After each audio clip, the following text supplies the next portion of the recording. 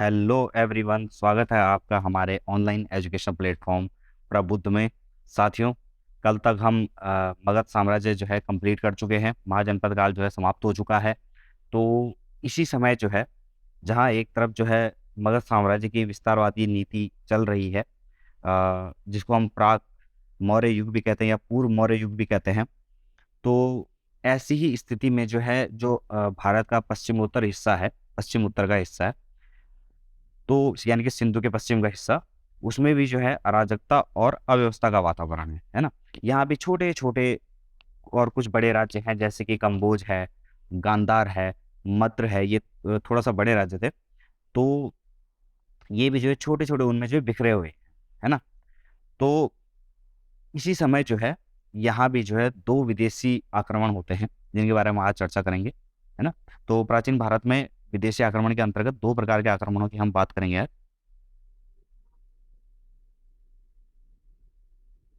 दो प्रकार के आक्रमण, और अक्सर इनसे जो है परीक्षा में क्वेश्चन आते हैं। तो इसलिए आप, एक बार छोटा सा टॉपिक है, आसानी से आप समझ जाएंगे। तो हम थोड़ा थोड़ा इसकी रूपरेखा देख लेते हैं। जो पहला आक्रमण हुआ है, वह है ईरानी आक्रमण।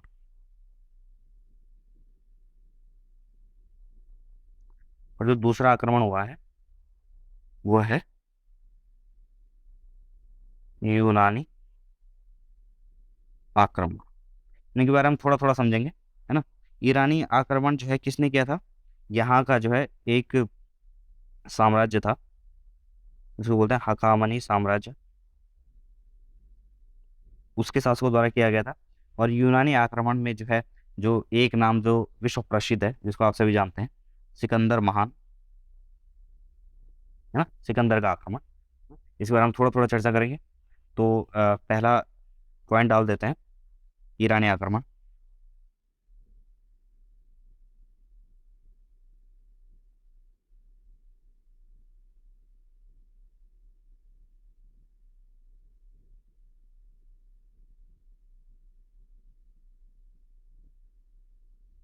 और ईरानी आक्रमण समझने से पहले आप समझ जाइए कि ईरान की लोकेशन क्या है। देखिए, यहाँ पे जो है ये इंडिया का है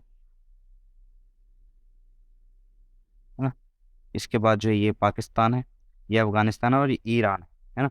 तो यहीं से जो है ये स्थिति बन रही है कि ईरान जो यह जगह है, तो ईरान में क्या होता है कि लगभग जिस शताब्दी में जो है यहाँ जो है महाजनपद काल विकसित हो रहे हैं, लगभग लगभग उसी समय में,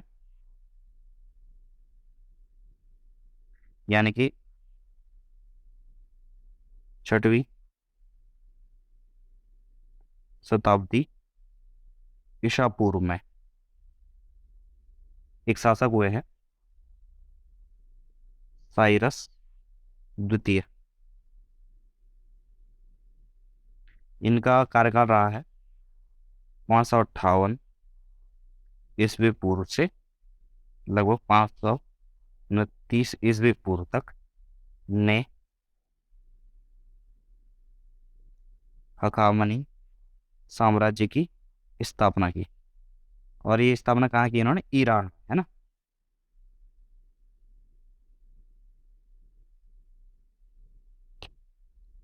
तो जब इन्होंने जो है एक साम्राज्य की स्थापना कर दी, तो साइरस द्वितीय ने ही जो है उस समय पश्चात जो है, जब उसने देखा कि जो भारत का पश्चिमोत्तर हिस्सा है, उसमें क्या हो रहा है कि छोटे छोटे बड़े राज्य हैं, बिखरे हुए हैं, तो क्यों ना जो है हम इनको अपने में मिला दें।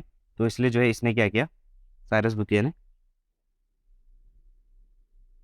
भारत के सिंध के पश्चिम में जो क्षेत्र है, उसके सीमावर्ती क्षेत्र पे जो है इसने थोड़ा बहुत विजय प्राप्त की, परंतु वो मूलतः जो है भारत का हिस्सा नहीं था, वो सिंध का पश्चिम का हिस्सा था, है ना। तो हम बात करेंगे, तो साइरस द्वितीय ने सिंध के पश्चिम में भारत के सीमावर्ती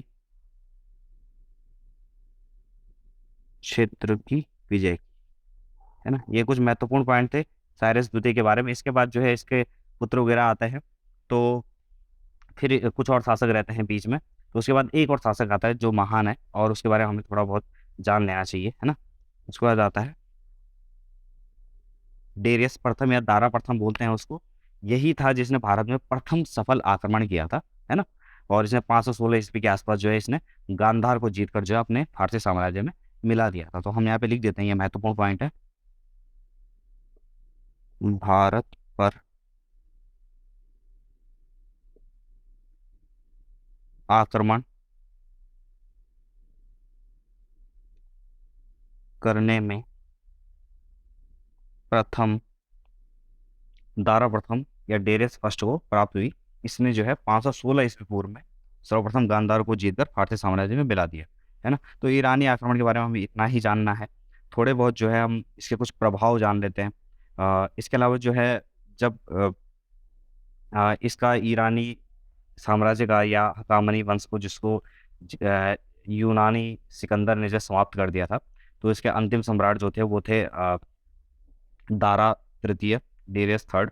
उसको जो है हरा कर जो है यूनानी शासक सिकंदर ने जो है अ, अपना जो है हर जगह जो है वर्चस्व कायम कर दिया था। उसके बारे में हम आगे पढ़ेंगे, है ना? तो इसके बारे में लिख देता हूँ मैं, एक और लास्ट पॉइंट बचता है।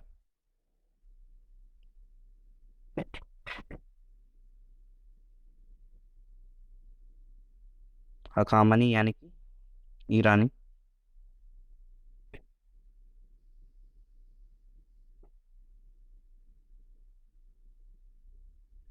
साम्राज्य के अंतिम सम्राट दारा थर्ड या डेरियस थर्ड भी बोलते हैं इसको, है ना, को सिकंदर ने हराया था। और किस युद्ध में हराया था ये हम थोड़ा सा याद रख लेते हैं। इसको बोलते हैं अरबेला या गौगा मेला का युद्ध, है ना? इसमें जो है सिकंदर ने इनको हराया था। और इसके बाद जो है एंट्री होती है भारत में किसकी? सिकंदर महान की। तो थोड़ा सा हम सिकंदर महान के बारे में जानेंगे। उससे पहले हम अ, ईरानी आक्रमण के भारत में क्या प्रभाव पड़ते हैं उसके बारे में थोड़ा बहुत जान लेते हैं। तो इसमें जो पहला प्रभाव हमें देखने को मिलता है यह है खरोष्टी लिपि तथा अरमाइक लिपि का भारत में प्रचार, है ना? का भारत में क्या हुआ?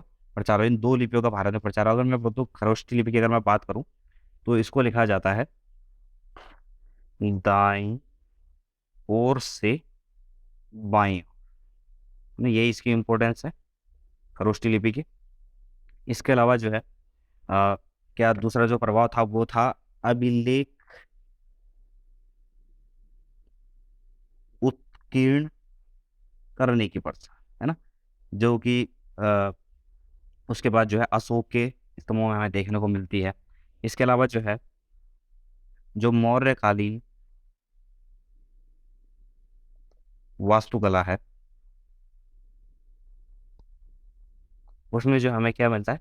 कुछ ईरानी प्रभाव देखने को मिलते हैं। जैसे कि अगर हम देखें कि अशोककालीन जो स्मारक है उसमें जो एक घंटे के आकार के गुंबद बना दिए गए, है ना? तो ये कुछ महत्वपूर्ण प्रभाव थे जो आप थोड़ा सा एज अ कॉन्सेप्ट जो है अपने ध्यान में रखिए। इसके बाद हम चलते हैं दूसरे उनमें, है ना? दूसरे जो आक्रमणकारी थे वो थे यूनानी आक्रमण, है ना? तो थोड़ा सा यूनानी आक्रमण के बारे में जानते हैं। यूनानी आक्रमण में हम सिर्फ और सिर्फ सिकंदर के बारे में जानेंगे, वही महत्वपूर्ण है ना? तो हम लिख देता हूँ यहाँ पे यूनानी आक्रमण।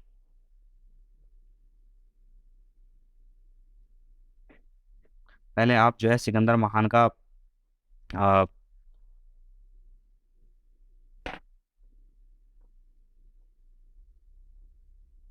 पहले आप सिकंदर महान का जो है मैप में विस्तार देख लीजिए कि उन्होंने कौन कौन से साम्राज्य जीते थे। तो इस तरह से आप देख रहे होंगे यजुवेंद्र महान का जो है साम्राज्य था जो उसने जीता था, उसको जो विश्व विजेता भी कहा जाता है, वो अपने आप को स्वयं भी विश्व विजेता मानता था, है ना? तो इसका साम्राज्य है जो आप देख रहे हैं अभी। तो अलेक्जेंडर तो था। अलेक्जेंडर के बाद अगर हम करें तो ये जो है बल्क यानी कि बैक्टीरिया जो वर्तमान अफगानिस्तान का क्षेत्र है वहाँ से होते हुए जो है काबुल पहुंचा, और काबुल से उसने जो है हिंदू कुश पर्वत को प्राप्त किया, पर्वत को जो है पार किया। हिंदू कुश पर्वत जो है वर्तमान में जो है कहाँ पे, अफगानिस्तान वाले एरिया में पड़ता है, और उसके बगल में खैबर दर्रा है जो पाकिस्तान और अफगानिस्तान के बीच में। तो उसको पार कर जो उसने क्या भारत में प्रवेश किया था। भारत का मतलब उस टाइम भारतीय महाद्वीप से लगाया जाता है ना? तो उसने भारत में प्रवेश किया था। तो हम थोड़ा थोड़ा बहुत जान लेते हैं उसके बारे में।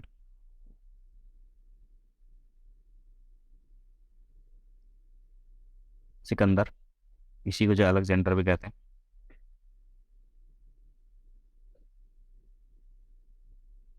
इसके पिता कौन थे? फिलिप द्वितीय, इसके पिता का नाम। फिलिप जो है, अगर हम फिलिप की बात करें तो कभी कभी क्वेश्चन पूछ लेता है इनके बारे में भी, है ना। ये जो है 359 ईस्वी पूर्व में मकदूनिया, इसी को मैसेडोनिया भी कहते हैं, मकदूनिया के शासक बने। मकदूनिया के शासक बने, है ना। तो बात करते हैं सिकंदर की, तो सिकंदर जो है 20 वर्ष की आयु,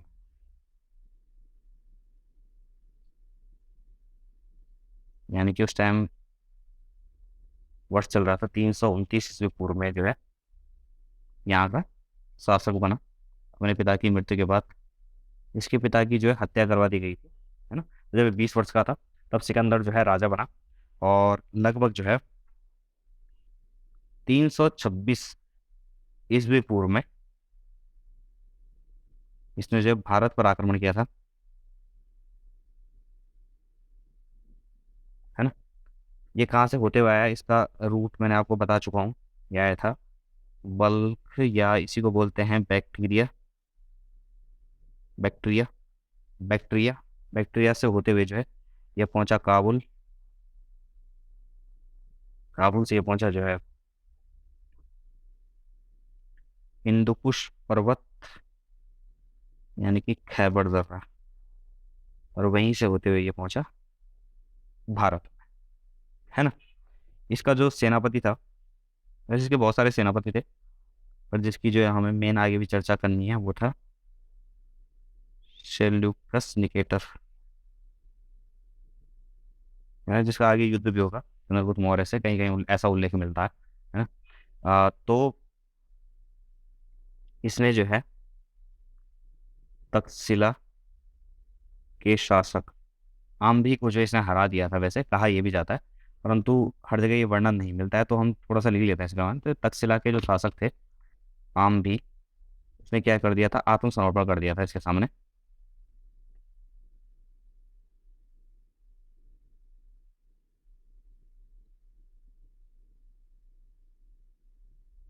आत्मसमर्पण के साथ उसका स्वागत, किसका, सिकंदर का, करते हुए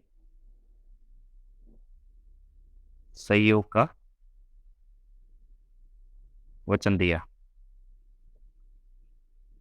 इसके बाद जो है जो सिकंदर था वो आगे बढ़ा, और उसका जो एक युद्ध होता है, जो एक फेमस युद्ध है, इसको कहते हैं थाइडे स्पीच का युद्ध, और ये हुआ था आपका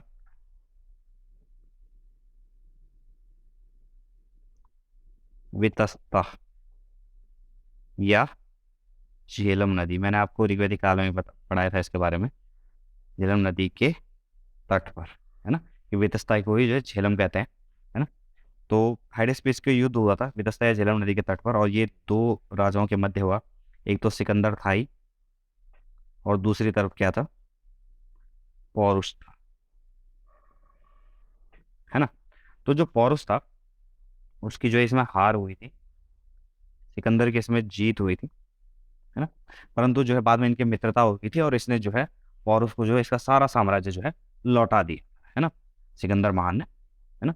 इसके बाद जो है ये आगे बढ़ा, ये इसने ब्यास नदी के पास ये पहुंचा। तो जैसे ही ब्यास नदी के पास पहुंचा तो सिकंदर की सेना ने साफ मना कर दिया कि अब जो है अब आगे नहीं बढ़ पाएंगे, क्योंकि वो बहुत समय से लगभग जो है 329 ईस्वी पूर्व में जब वो शासक बना, तो लगभग उसके बाद से वो लगातार जो है क्या कर रहा था, ये, ये साम्राज्य में साम्राज्य जीते जा रहा था, और उसकी सेना जो बहुत थक चुकी थी, यही कारण बताए गए हैं कुछ किताबों में, है ना। तो उसकी सेना ने जो है साफ मना कर दिया। तो कभी कभी क्वेश्चन आ जाता है कि सिकंदर की सेना ने किस नदी से आगे बढ़ने से इनकार कर दिया? तो इसका जवाब होगा व्यास नदी, है ना। व्यास नदी के तट पर जो है इन्होंने साफ मना कर दिया कि अब जो है अब हम आगे नहीं बढ़े, और यहाँ से जो है वापस लौट गए, है ना। कुछ और बातें लिख लेते हैं सिकंदर के बारे में। सिकंदर ने जो है दो फेमस नगर बसाए इसने यहाँ पे। सिकंदर ने दो नगर बसाए, उनके नाम आप याद कर लीजिए, बहुत ही महत्वपूर्ण है। निकैया